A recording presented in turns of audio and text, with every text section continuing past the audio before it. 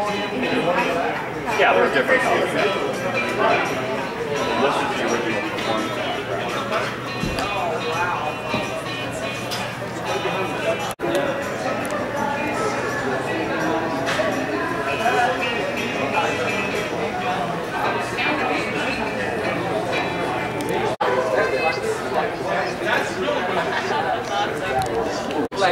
I said the Beatles are not out. Well, now we Everyone. Morning. I want to sing. I'm gonna sing. There's just no way we can stop me singing. Nah, I'm kidding. I'm Terry Jasinski, Senior Vice President of Operations for the Las Vegas Convention Center and the Las Vegas Convention and Visitors Authority. We are pleased to see such a large turnout for this celebration today, the 50th anniversary of the Beatles concert right here in this very building, the Las Vegas Convention Center.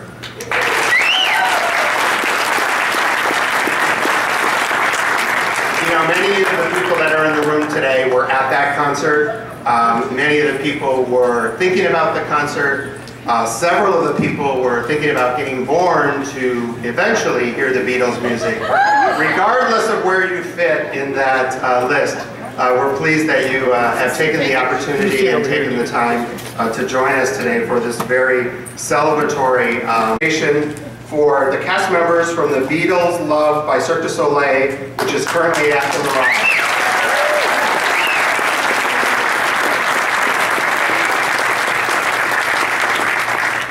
I'm not 100% sure they're in the audience, but I still want to acknowledge them.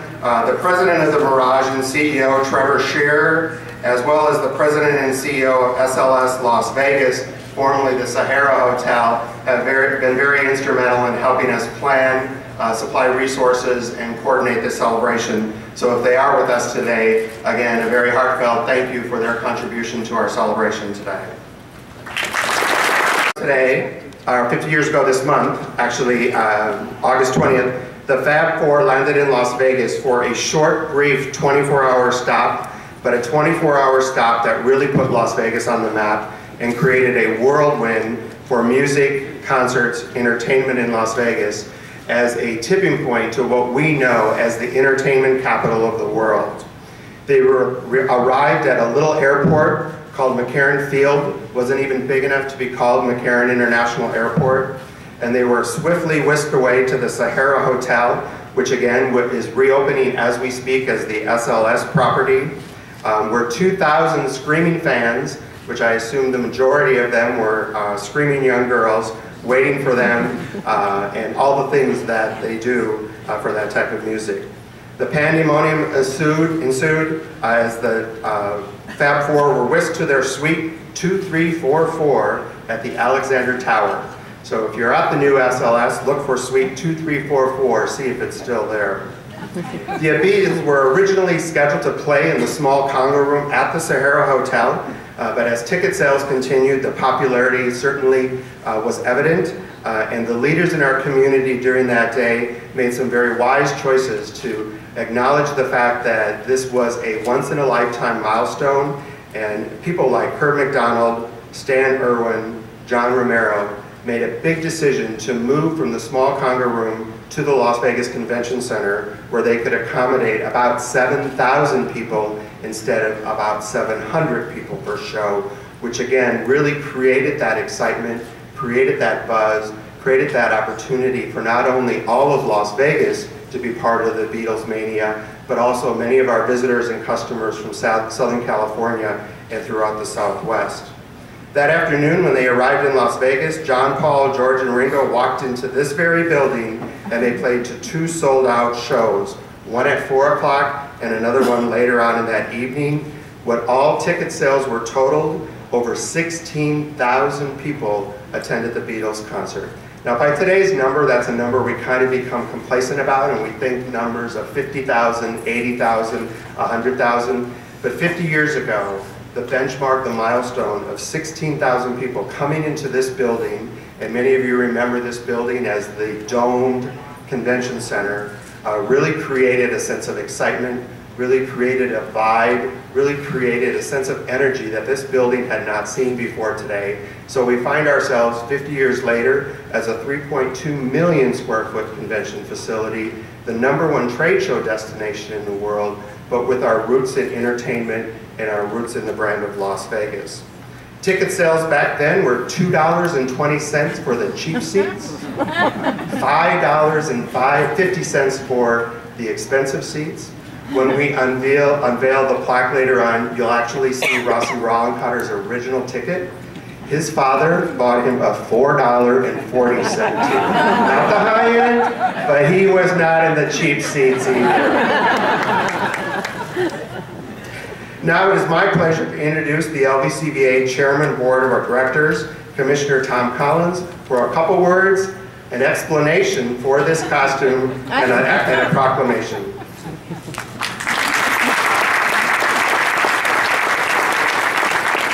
Hello, mates. You can call me Paul, you can call me John, you can call me George, you can call me Ringo. But just remember, you local folks, I'm your favorite county commissioner. So, we'll move on.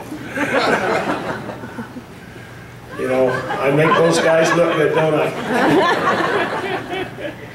I just got to tell you, my story that day was, I just flown back from Texas from visiting my real dad, and got picked up at the airport, was coming down the road, and we got down here by the convention center, and holy cow, it was jammed.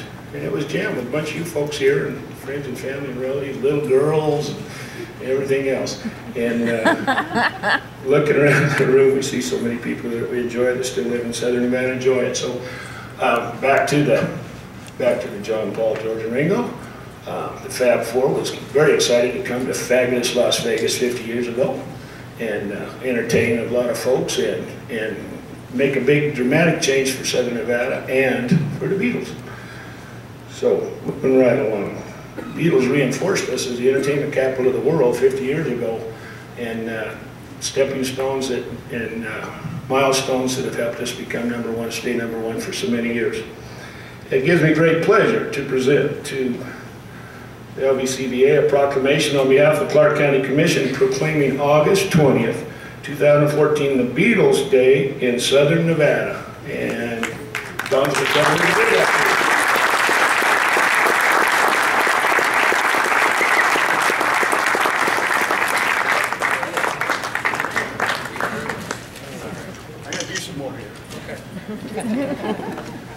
You know, I can see why those guys were so creative, because they sure as hell couldn't see out of these things. And we're going to legalize the rest of it later, someday. Okay, moving right along. I've also want to some folks just caught that, you know. Where were they in the 60s, right? Okay. This is such a great day, an exciting day. There's a couple folks here from the late Herb McDonald's family, the daughters Kim and Cheryl. If I get you all to come. Cheryl, Kim. And I think I got one more of these running forward somewhere.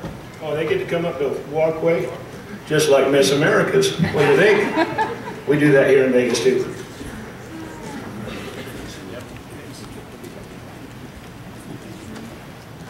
Hi. The best part, shaking hands with pretty girls. The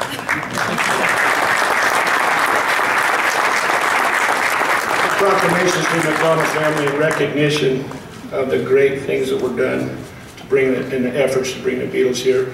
And somewhere in this script, it's not right there. You can read that as well as I can. And I'm grateful to everybody be here. And Terry, I think it's back on you, bud.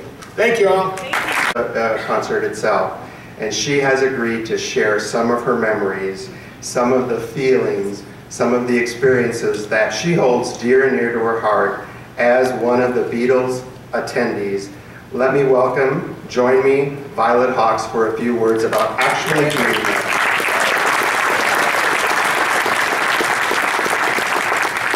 Sure, if this is okay.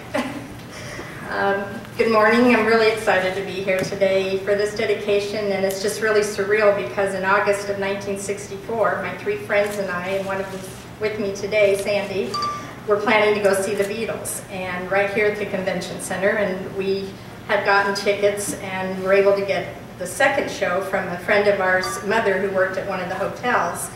So we were just all really excited to go see them, even though we were Beach Boy and Motown fans. It still was something, you know, different.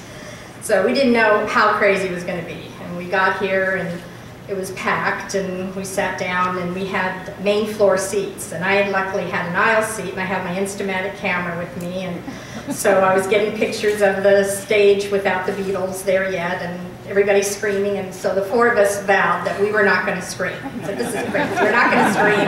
We're just going to sit here and enjoy the show. And so we're sitting there, and finally they come out, and we just lost it, and we started screaming. And my friends started crying, and I jumped out in the aisles taking pictures, and the security guards are making me go back to my seat. And it just, I mean, to even think back to what they were playing, I can't even tell you, but I know we heard music, but mostly screaming.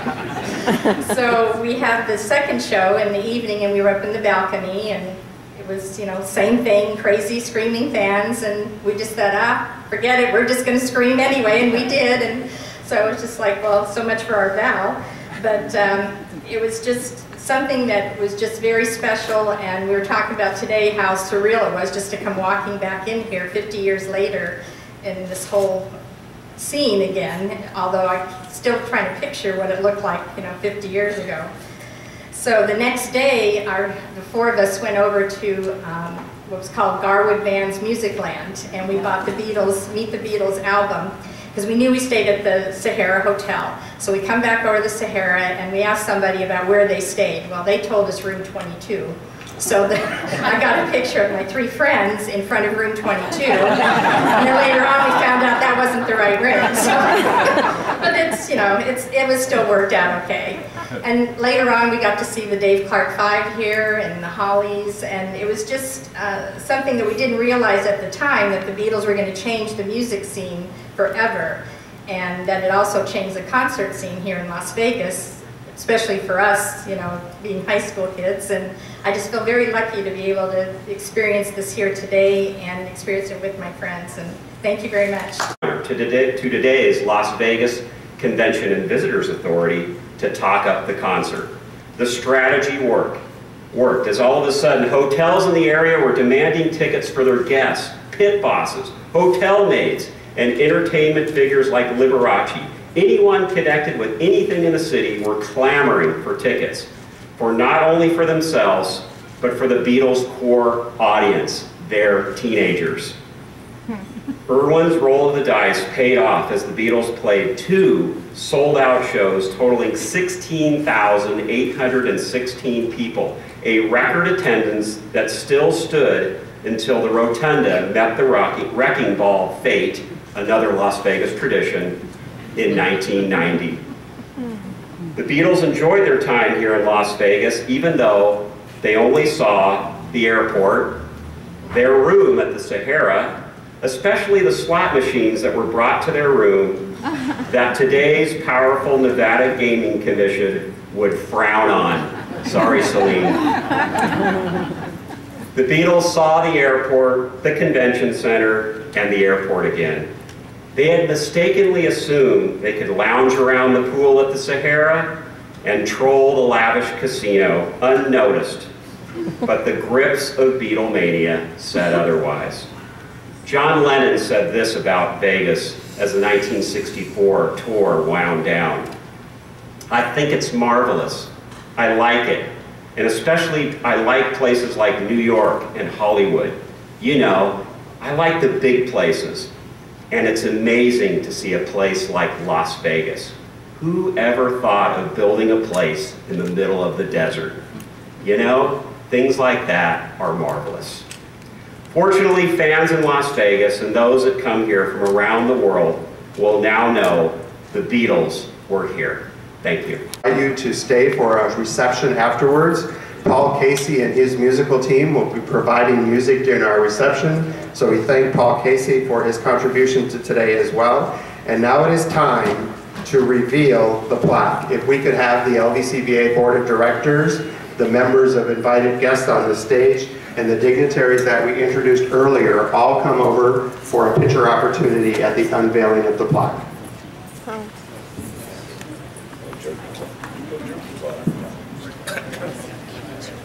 all of our board members, anyone that I introduced, the front row, please come join us. Mary Jo, please come join us. All the members of the stage, please. Dawn will be there directing the setup of the photo and the... No, I know.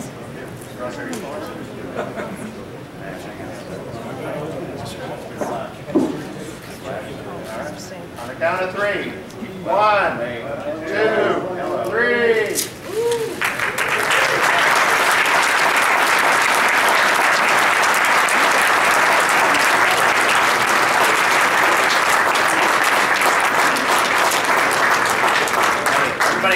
Everybody look forward up here for a second. Mary? All